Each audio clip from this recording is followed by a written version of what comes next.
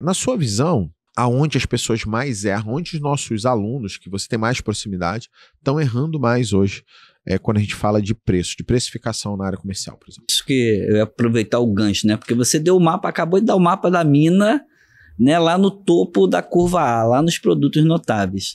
E isso não é uma conclusão só minha, é uma conclusão real, tá? Que ninguém vê, os grandes estão vendo, tá? Mas ninguém vê, tá? Porque, como você falou, né, muitas vezes o supermercadista, quando ele vai fazer, por exemplo, uma pesquisa no concorrente, ele se fixa naqueles produtos notáveis. Ok, beleza. Só que o que acontece? A gente tem vou lá embaixo, vou no contrário, né? Você foi lá em cima, eu vou lá embaixo. Eu tenho uma curva C, que ela vai representar 10% da minha venda, mas provavelmente ela vai ser 70% a 80% dos meus produtos. Sim, exatamente. Né? E o que acontece? Leandro, 95% dos supermercadistas pequenos estão, no mínimo, se não estão perdendo dinheiro na curva C, estão deixando de ganhar. É isso. Isso é fato. Por quê? Como os produtos são de giro baixíssimo, você não faz pesquisa. E como você não faz pesquisa, você não leva em conta o custo de reposição.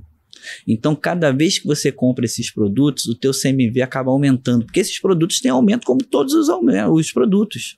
Então, você está deixando uma margem lá embaixo que você poderia estar ganhando na tua curva C também, aquele conceito da cauda longa que a Amazon usa, né, do long tail, cara, né? Muita gente ainda bota o pessoal da área de lançamento de nota para precificar. Sim. E aí o cara pega lá uma margem qualquer lá e precifica e muitas vezes só lança e não atualiza preço. Aí o preço do produto vem mais caro, reduz tua margem, você tá vendendo... Cara, quantas vezes eu peguei lá as últimas linhas da curva C e tem produto com margem de 28%, 25%, não faz sentido nenhum. Não, e às vezes quando você for repor esse produto, tá? E por isso que eu tô te falando, que a gente já pegou lá, esse produto ele vem com 30%, 40% mais caro. Ou seja, você perdeu dinheiro na hora de repor esse produto. O que você vendeu... O CMV que existia daquele produto era irreal. Ou seja, você perdeu dinheiro. Então, assim, é o que eu sempre, né, a gente sempre aconselha, você também tem que manter a margem da sua curva C alinhada. A gente vê diferença de preço na curva C de até 60%. O concorrente está ganhando dinheiro, você está perdendo. Ele está vendendo lá a canela em pó 2 vezes o preço que você está vendendo. É isso. Então, mas o cliente não faz diferença nenhuma. Não vai fazer diferença nenhuma. Ou seja, ali está a tua margem, a sua margem média, você como melhorar, e você está deixando passar batido. Já vou fazer pesquisa de 3 mil produtos da curva C? Não. Mas você tem que pelo menos manter um padrão de pelo menos aumento de margem, como você falou. É isso. Independente de qualquer coisa de eu comprar ou não comprar, eu tenho que prever ali um aumento de custo de reposição. Né? Ou seja, quanto que a indústria está praticando? Eu tenho essa ideia. Entendeu? Não, e ninguém sabe o preço de canela em pó, ninguém sabe o preço de alcaparra, ninguém sabe o preço de um monte de coisa dentro do supermercado, mas as pessoas compram esses produtos. Elas sabem o preço do arroz, do feijão e de alguns outros itens. Isso. Que a gente costuma dizer que são os itens que geram percepção de preço, também conhecido como produtos notáveis. Então esses itens aí eu tenho que acompanhar. O resto eu não preciso acompanhar, o resto vai vender. O cara vai comprar por comodidade lá e ele vai comprar muitas vezes por impulso. O cara vai falar assim, eu vou fazer um bolinho, vou levar canela, ou vou fazer um mingau e vou levar canela. Um leite de coco, um coco ralado. Pouquíssimas pessoas vão comprar o coco queimado para quebrar, para ralar. Mas qual é o preço de um pacote de coco ralado? Ninguém sabe. Ninguém sabe, né? Qual é o preço. Só que o teu concorrente está vendendo com mais margem do que você. Aí depois tu não sabe por que o cara consegue vender o arroz mais barato do que você. É um fato. Entendeu? Então, quando a gente fala de uma dinâmica de preço, é isso. Normalmente, o cara, né? O cara, não sei como é que o cara consegue esse preço. Provavelmente ele está com o mesmo preço que você. Só que ele precifica toda a loja dele seguindo um processo. E você não está. Então, quando a gente fala em price, em precificação, eu tenho que precificar toda a loja. Tem como nós ensinamos, como você ensina com relação aos produtos notáveis, acompanhar a concorrência, é isso, tem que ser feito. Agora, eu estou olhando para todos os meus produtos, então por isso que a gente cada vez mais fala que a gente a princípio, dentro do nosso comercial, nós temos que ter uma pessoa que olhe isso. Sim. O dono não consegue olhar isso. Mas ele vai ver compra de volume, curva A, promoção, dia D. Se ele não tem uma equipe de comprador, é no colo do dono mesmo e ele tem que fazer. Agora, ele tem que treinar alguém. Se ele tem alguém... equipe de compradores, a equipe tem que precificar. Exatamente. E se isso se tornar estratégico a tal ponto, pode ser que vale a pena você nem ser a pessoa para precificar. Não, você criar uma área para precificar. Isso. Você criar a função de analista de pricing, que pode ser um excelente comprador, ou pode ser um excelente gerente, ou se você quiser dar um enfoque financeiro, um cara que trabalhe junto com o financeiro e comercial para ter uma melhoria de fluxo de caixa. Só que assim, essa pessoa seria uma pessoa extremamente estratégica e uma pessoa que você tivesse muita dificuldade de sair do seu negócio, porque se ela sair sabendo como que você faz esse processo todo e ir para algum concorrente seu, você se ferrou.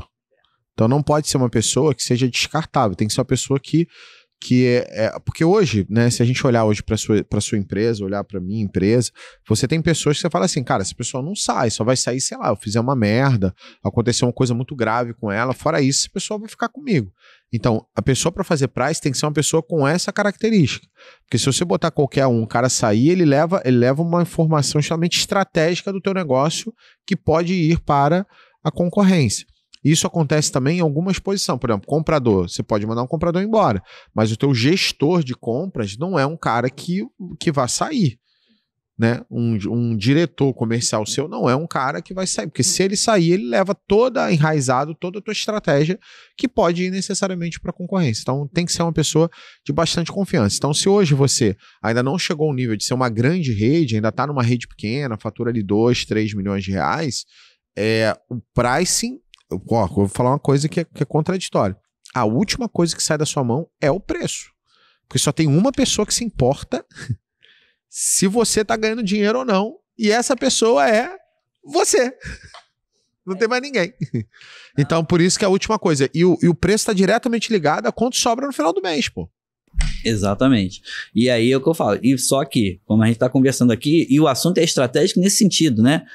Porque a maioria de nós, e tá tudo bem, naquele momento, como você falou, naquele momento eu não posso fazer muito mais do que isso, eu vou estar lá preocupado no topo da minha curva. Só que o que a gente está trazendo para todos aqui, e quem ouvir esse podcast, quando ouvir, vai ver a tua aula sobre como ver produtos notáveis, mas se ele ouvir tudo que a gente está falando, ele vai ver que tem dinheiro lá no final da curva. E às vezes esse dinheiro é o suficiente para ele melhorar o preço do notável dele. É isso. Entendeu? Então o dono, se ele está precificando, e aí você fala isso, a gente fala, ele tem que dedicar algum momento sem interrupção para ele analisar os preços da loja dele. Entendeu? Porque ele está perdendo dinheiro. Aconteceu uma vez, Jean, que eu fiz uma análise em uma das lojas e eu olhei que a categoria de matinais estava com a margem muito baixa. Então, naquela loja a gente queria que ela atingisse uma margem bruta sobre venda de 34% nos matinais.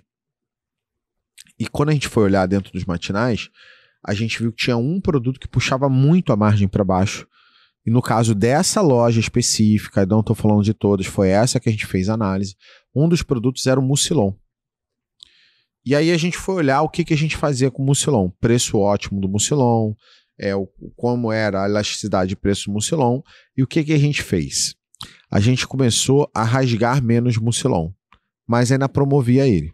Quando a gente fez isso, o Mucilon continuou vendendo com volume, continuou trazendo gente, só que a gente subiu em 4 pontos de margem a categoria inteira, só mexendo no Mucilon. Então, analisar os preços, analisar as categorias, as curvas dentro das categorias, também te ajuda a entender o que pode ser que está puxando muito a tua margem para baixo. Porque, sei lá, está puxando muito margem para baixo um item que não é o item que traz cliente, mas é um item que você só está promovendo porque você está promovendo.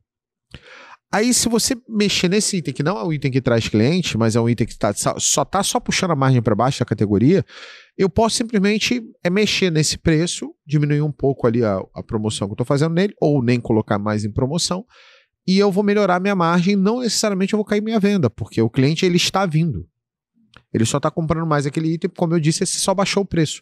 De forma mais... Quando a gente fala de redes de lojas de 10, 20, 30, 40, 50 milhões de reais, a gente já precisa ter uma análise um pouco mais refinada, que não é só ir lá e pega uma tabelinha de preço e bota uma margem. Você tem que olhar dentro da categoria. E não só isso, né? Vou promover um item. E esse item é a marca líder. E aí, muitas vezes, eu não mexo no resto da categoria. Aí para de vender tudo.